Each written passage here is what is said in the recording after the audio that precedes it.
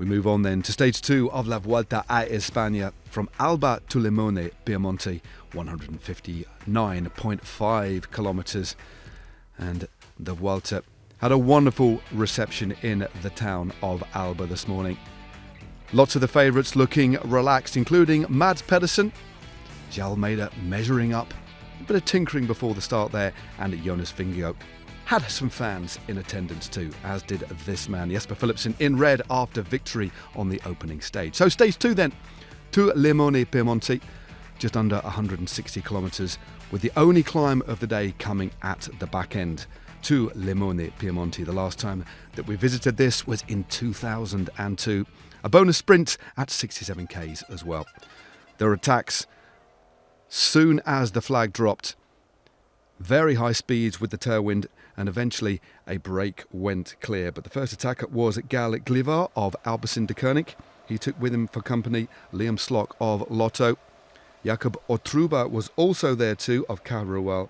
And initially, the rider from the squad, Red Bull Bora-Hansgrohe, Nico Denz. But Nico Denz decided otherwise, decided tactically it wasn't the best thing to do. So he bid farewell to the group and went back to the peloton, which at this particular time was being led by the squad of Q36.5. Then, jumping across the move, Sinewe Fernandez of Burgos BH. What an attack that was. Crossed the gap of 1 minute and 10 seconds to swell the group again in front to 4 riders. Meanwhile, the gap was being held steady at around 1.5 to 2 minutes, and Jesper Philipsen, for the first time in the red jersey of leader of the Vuelta A Espana, was relaxed and looking good.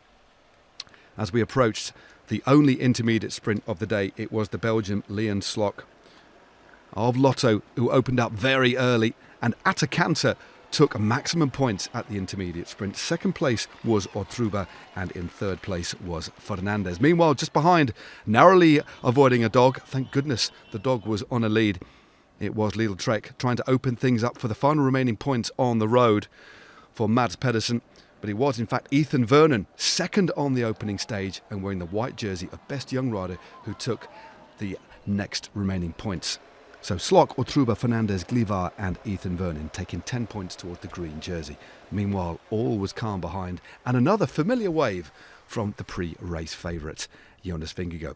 Meanwhile, as the rain started to fall, attacks started to come at the front of the race. Otruba and Glivar going clear on a small uncategorised climb, and the gap extended out to just over 2 minutes, and doing a lot of the riding was Javier Azparan on the front. Liam Slock then managed to join the two out in front, but it was Sinewe Fernandez who was dropped and taken back by the peloton, with the lead still hovering at 2 minutes, but the rain had started to fall heavily. The first casualty of the slippery conditions was George Bennett, the former New Zealand road champion for IPT, but he gingerly got back to his feet and was able to rejoin the race. Then there was another crash, a big crash on a roundabout, one of the Q36.5 riders coming down. Tom Pidcock, a notable casualty from this crash. Jonas Vingegaard also down, and also Axel Zonglet, the French rider from Team Visma Lisa Bike. Also on the other side of the road as well, it was Tim van Dijken of Red Bull Bora-Hansgrohe who also came down.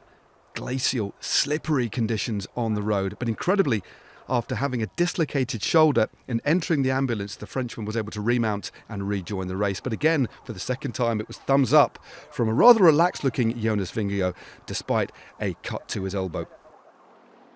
Approaching the foot of the final climb to the line in Limone, Piemonte, the pace started to hot up. The breakaway was still clear, but it was farewell for Jesper Philipsen. Yesterday's winner was to see his red jersey move shoulders ultimately. 8Ks to go, the break still held a tenuous lead, and there was one final roll of the dice by Liam Slock from Lotto, accelerating clear in a final hope to try and stay clear. 17 seconds he held with just under 6Ks to go, but it was a forlorn effort, yet a brave effort, showing those wonderful colours of the new Lotto kit. When Slock was finally caught, it was a battle amongst the GC contenders for the win. Are we going to see the explosivity too from Jonas Vingegaard? We are going to see it from Marc Soler. Left-hand side, he launches his move. Marc Soler at the front, and they look to see who will follow. UAE using their cards well, and now it's Kuss trying to respond. Yes, well, this is an interesting one. Who's going to respond? And it's Kuss who responds here, and the rest we can see they're just getting on the wheel here. And yeah, this is going to be a one where it's going to be a long way to the line. And now Vingegaard around the corner there, starting to sprint. He's into the wheel of Kuss. Kuss has done the job to bring this one back, but Pidcock's still in the game. Ayuso through the centre. The left-hand side, Gal moves up. Gaudu is present and correct, and now it's Pidcock. Pidcock left-hand side, launching on the wheel of Felix Gal. Felix Gal still at the front. Now Ciccone. Bernal's there as well. They're all coming to the line. It's a sprint between GC riders, but look at Ciccone. Ciccone, he's out the front. He's still at the front. He's pulling away. It's up the hill. Vingegaard behind him. Does he have anything to get around? It doesn't look like it, but he'll go to the last. He'll go to the line. They come together. Oh, wow! Hand in the air, punching the air. Jonas Vingegaard thinks he has it.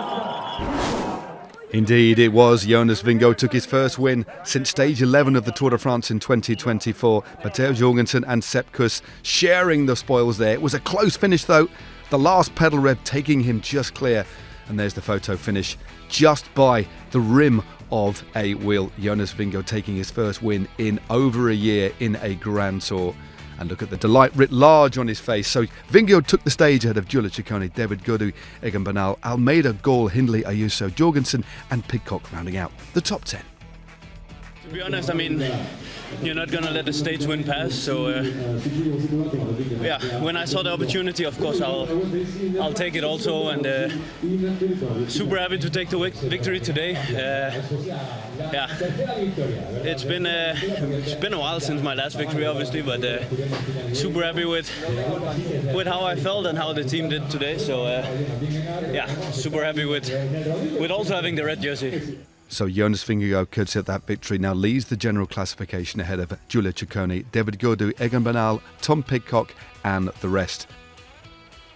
He looks good in red and has set down a marker for the rest of La Vuelta A Espana, moving in to the iconic jersey for the first time in his career. So let's look ahead to stage 3 from San Maurizio Canavese to Cerese, 134.6 Ks. A punchy stage and another hilltop finish, but nowhere near as hard as yesterday. An intermediate sprint at 82, a KOM at 65, and then that technical kick up to the line. One for Mads Pedersen, and the first day to defend for Jonas Vingegaard.